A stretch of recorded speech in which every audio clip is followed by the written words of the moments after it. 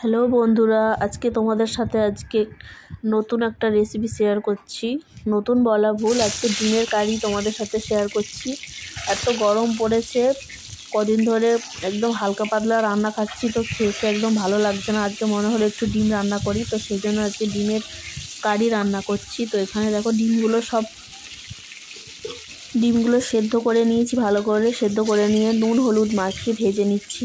তেল দিয়ে, অল্প সর্ষে তেল দিয়ে ডিমগুলোকে ভালো করে ভেজে নিচ্ছি। তো এত গরম পড়েছে, তো আমাদের এখানে প্রচুর গরম পড়েছে। তোমাদের ওইখানে কীরকম গরম পড়েছে সবাই একটু কমেন্ট করে জানাও। তো এত গরমে থাকা যাচ্ছে না ঘরের মধ্যে।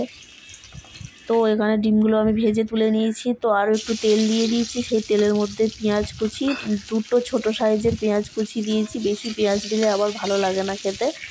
এখানে পেঁয়াজগুলো লাল লাল করে ভেজে নিতে হবে।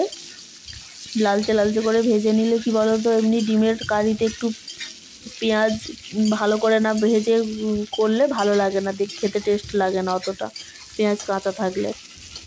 তো ওই জন্য ভালো করে পেঁয়াজটাকে লালচে লালচে করে ভেজে নিচ্ছি। একদম সিম্পল করে করছি আমি, বেশি এতে তেল মশলা বেশি কিছু মশলা আমি দেব না। নর্মাল ঘরোয়া যেমনভাবে করে সেইভাবেই করছি।